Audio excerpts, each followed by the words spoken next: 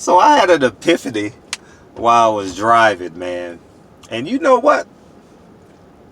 I've been right all along, man. I've literally been right all along. Before I get on this celebration, I want to thank everyone who supported me silently and publicly when I brought up the racism in boxing, and I talked about how racist Kelly Swanson was, and how the business of boxing tried to kick me out of boxing and tried to do everything that they could. Let me ask one question. Does this Black Lives Matter movement worldwide validate my claims when I told everybody that there was racism in boxing and fighters wasn't treated right, and small promoters, black managers was being ostracized and pushed out of the sport, and I wanted to use my platform so they could have a voice? Should not be celebrated now. Should not literally be celebrated. When I told y'all Kelly Swanson told me out of her mouth, and I have the recording, she don't know this, and I'm gonna say this now. Every time I've spoken to her the last 4 years, I've recorded the conversation because I knew this day was coming. It's a marathon with me. You know what I mean? It's a marathon with me. When Kelly Swanson told me to my face at the Keith Thurman Josecito Lopez weigh-in that black stories don't matter, I said, okay. And everybody said, oh no, apologize. Don't apologize to these white devils, man. Hold your ground. Trust me when I say this. History will prove you right. History will prove you right. And they tried their best to push me out of boxing. Then next thing you know, I got 50 people attending my event. And then for Earl Spence and Sean Porter fight, over 300 people come out and support. When you got the people behind you, as you guys see on TV, when you got the people behind you, you can't lose. Just like it's a worldwide revolt against the injustices against black people, I appreciate everyone that fuck with me through this, because this makes my arguments and my claims valid. When I called Dan Raphael a racist, and I told him platforms like mine is going to push him out of boxing and he will get fired, they called me crazy. People don't read no more. They listen and watch. I knew it. Just going to be a matter of time. So I'm telling everybody, fight the great fight. Fight with integrity. Fight with character. Fight with valor. Fight with vigor. And fight knowing that you're going to get to the finish line. And history will prove you right. History will prove you right one day. And guess what? The day has come. Systemic racism is in every chapter on this earth. In this big ass book that we call the world, every chapter, there's systemic racism in it. And I brought it to light. And guess what? Fred, don't talk about that, man. Stay cool. Stay casual. They tried to kick me out of boxing. They tried their best. They tried their best. They tried. And they failed.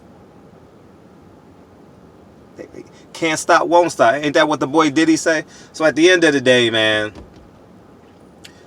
tell Kelly Swanson I'm going to need my 40 acres and a mule. I'm going to need my reparations. And while you at it, why don't you hire a black person, Kelly? How about you hire a black person? I've never seen a black employee on your staff. Never, ever. Never. I'm not talking about the volunteers, the nieces of I'm not talking about the niece of, drawing a blank, in D.C. I'm talking about a real full-time employee. When you gonna hire a black employee? You making all the money off black athletes and Latino athletes, if you want to add them, mostly. Hire a black employee. They tried to push me out, y'all. But when your platform is strong and your vigor is strong and you can fight. And then, and it's almost laughable. And I'm going to tell you guys this too. Don't ever play all your cards all at one time. They tried to, media tried to shame me. They tried. No one knew I was a wealthy man in boxing until about 2 years ago. They tried to push me out. But when they found out that I don't need a free ticket to a fight, I can afford a $300 or $400 or $500 ticket. I can afford a plane ticket. I don't need nothing free. I'll pay for my $10 hamburger at a fight. That's when they said, oh shit, we can't get this motherfucker out. And then slowly but surely, I started matriculating.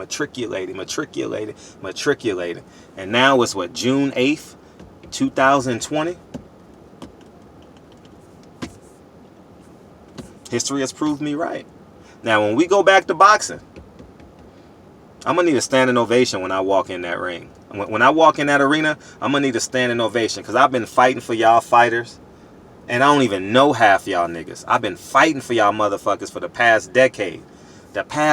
All you small promoters that the big white promoters tried to push you out. I tried to give I gave your fighters a platform to talk on, voice their opinion, talk like you black. I have a podcast called The Barbershop where we can kick our heels up and play dominoes and spades and talk about beautiful women coming down stripper poles as well, man. We could talk about religion, politics, beautiful black woman walking down the street, beautiful women, whatever.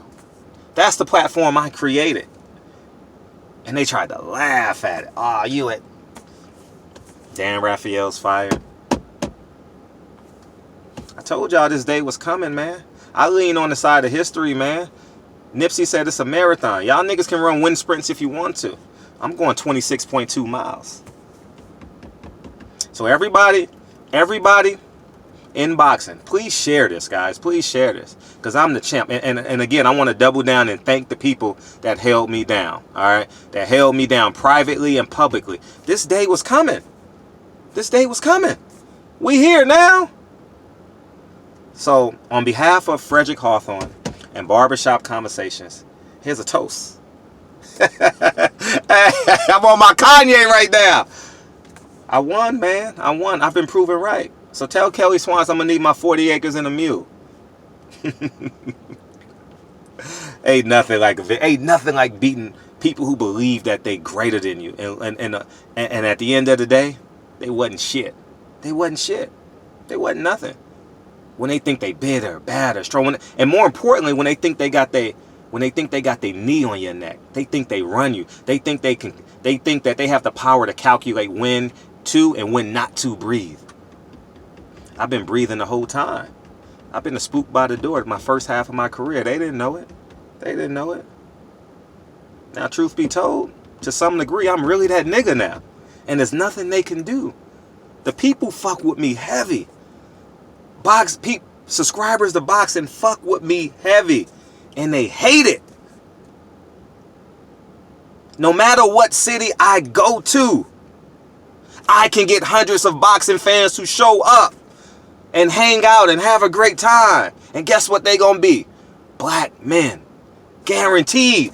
What city you want me to go to? You want me to go to DC? Done. Want me to go to Dallas? Done. You want me to go to Houston? Done. You want me to go to New York? Done. You want me to go to LA? 300 people. Come on, y'all. Come on. That's why I'm telling all my men. This is the world that we live in is a big book. Boxing is just one chapter in this book. And the same fight that we're fighting in boxing, it's the microcosm of what we're fighting in real life. So that's why I tell you, stay the course. The last 3 years I've been pushing in boxing. They tried every which way to get me out this motherfucker. Tried every which way. But they didn't know I had this and this and this. They didn't know that.